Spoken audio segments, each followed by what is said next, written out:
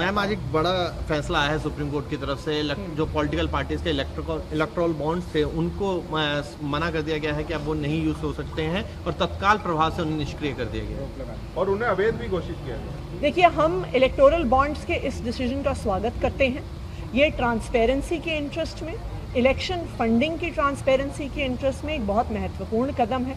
वरना electoral bonds एक तरीका बन गए थे जिसके माध्यम से ये पता नहीं चल रहा था कि कौन व्यक्ति किसी पॉलिटिकल पार्टी को फाइनेंस कर रहा है। इस देश के लोकतंत्र के लिए बहुत ज़रूरी है कि ट्रांसपेरेंसी रहे कि किस पॉलिटिकल पार्टी को कितना पैसा कौन लोग दे रहे हैं।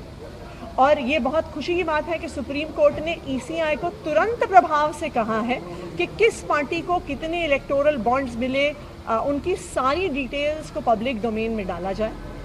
इस देश के हर नागरिक को ये जानने का अधिकार है कि जिस पार्टी को वो वोट दे रहे हैं उस पार्टी को फंडिंग कहाँ से आई है।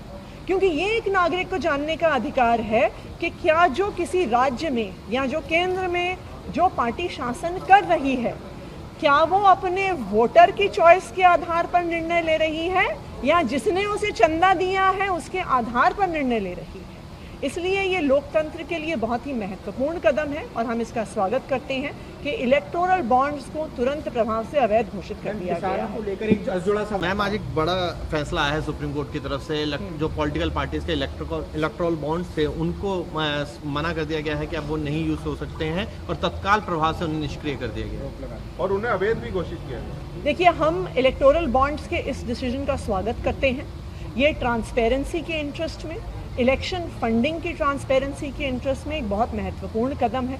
वरना इलेक्टोरल बॉन्ड्स एक तरीका बन गए थे जिसके माध्यम से ये पता नहीं चल रहा था कि कौन व्यक्ति किसी पॉलिटिकल पार्टी को फाइनेंस कर रहा है। इस देश के लोकतंत्र के लिए बहुत ज़रूरी है कि ट्रांसपेरेंसी रहे कि किस पॉलिटिकल पार्टी को कितना पैसा कौन लोग दे रहे हैं। और ये बहुत खुशी की बात है कि सुप्रीम कोर्ट ने ईसीआई को तुरंत प्रभाव से कहा है कि किस पार्टी को कितने इलेक्टोरल बॉन्ड्स मिले, उनकी सारी डिटेल्स को पब्लिक डोमेन में डाला जाए। इस देश के हर नागरिक को ये जानने का अधिकार है कि जिस पार्टी को वो वोट दे रहे हैं उस पार्टी को फंडिंग कहाँ से आई है।